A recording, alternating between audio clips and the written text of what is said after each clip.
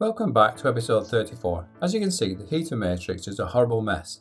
I've absolutely no idea how these things can get in such a state, but this one doesn't work and it appears that they're no longer available to buy new.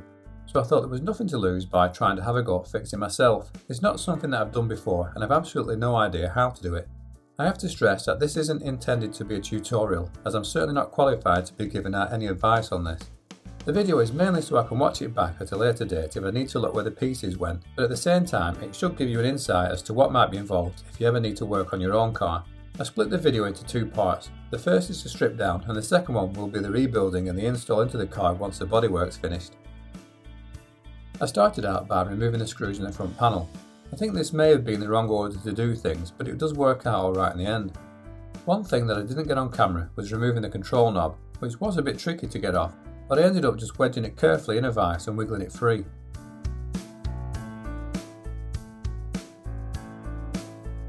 It's still attached by a couple of linkages, and at this point I was clueless on how to disconnect them.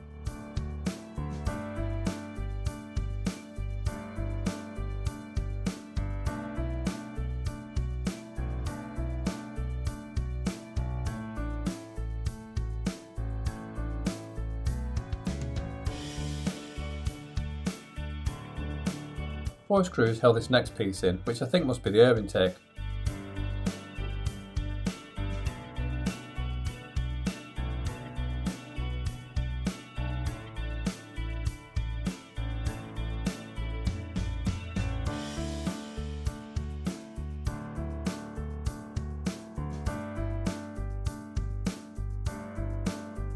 I checked the motor to see if it span alright and it seemed to turn without much resistance, which was promising.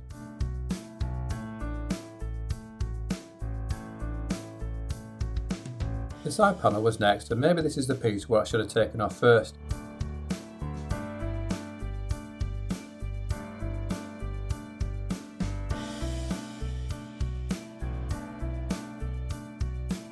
When the piece was removed, I could start to see how much crack was actually in the heater.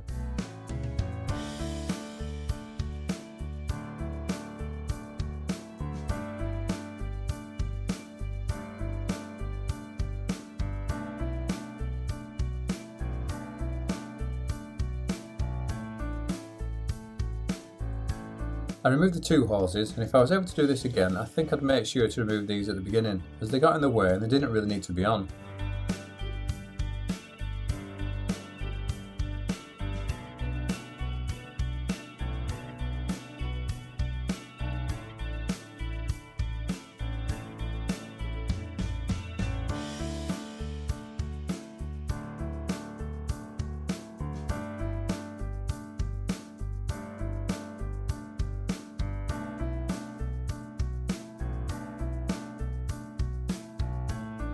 The sides were stuck on well, but came off with a bit of persuasion.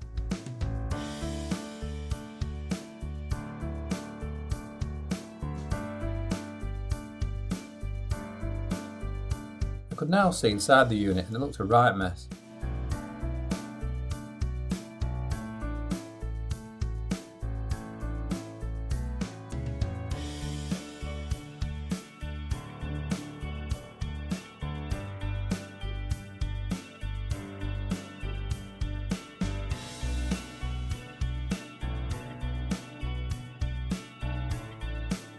A few more screws removed and the internals came out fairly easy.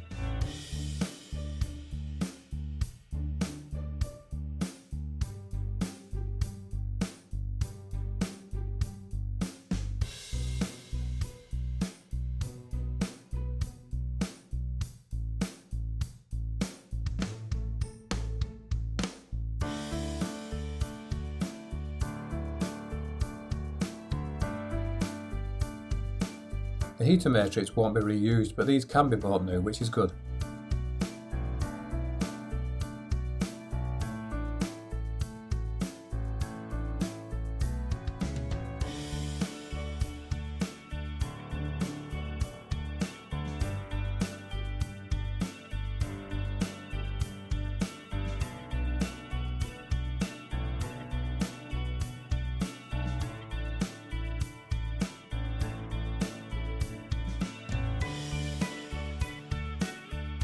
As you can see from the photographs, the unit is in a really bad condition and I wasn't sure if I'd be able to save it.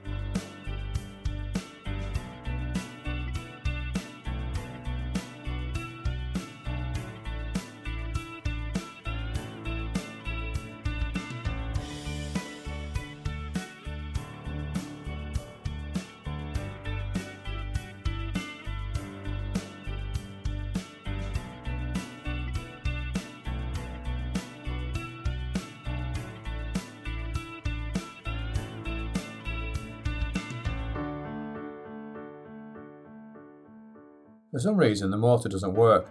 I don't think the motor was ever designed to be fixed if it broke, but I've got no choice but to take it all apart to see if I can try and get it working again.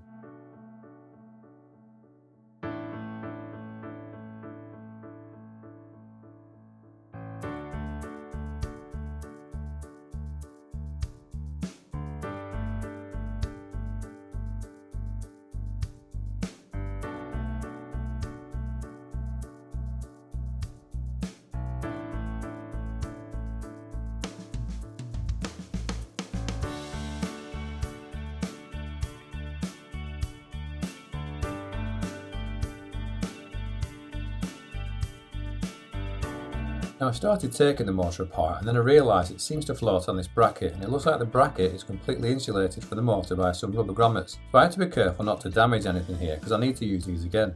The bracket was riveted on, so I turned off the camera and took the motor outside to drill off the rivet so as not to make too much mess in the woodwork shop.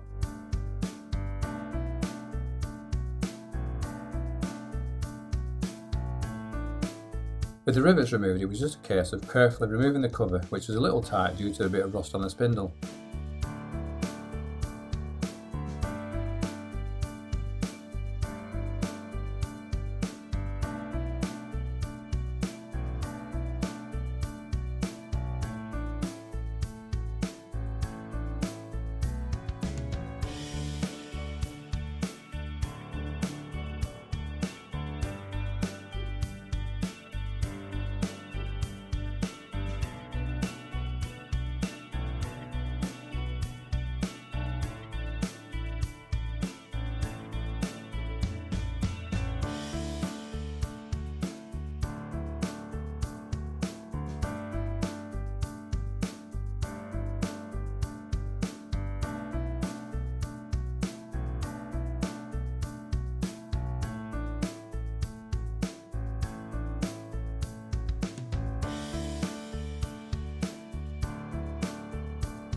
The motor brushes look good and I'm assuming they're okay to reuse.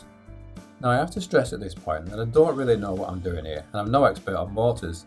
The only reason I've attempted this is because the new unit isn't available, but it looks like the armature is really dirty, so at this point I guess that cleaning it up would be a good start.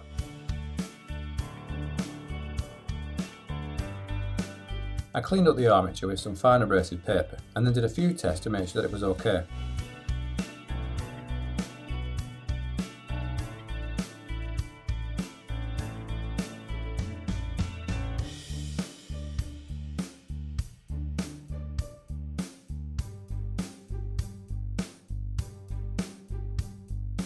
I also gave the fans a quick clean while the weather was dry and they came up really well.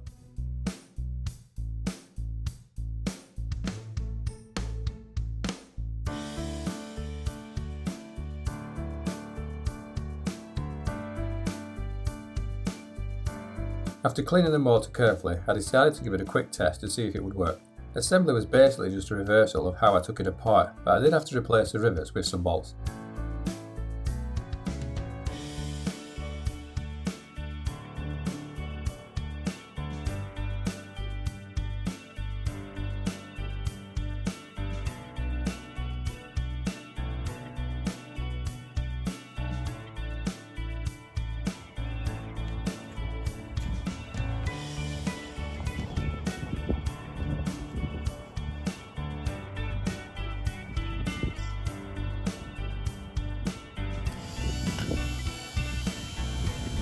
The motor seemed to work fine now, but it was annoyingly loud, but I'm guessing that's just normal for a Mini. I couldn't put everything back together in the condition that it was, so I took the pieces to a local blasters and had the pieces cleaned up and powder coated. Whilst they aren't perfect, they look so much better and they're actually really clean. Unfortunately, the control panel warped during the cleaning process, so I'll have to source a replacement piece. So now I need to wait for the car to come back from the body shop. I'll source a new matrix and a control panel and reassemble everything for part 2.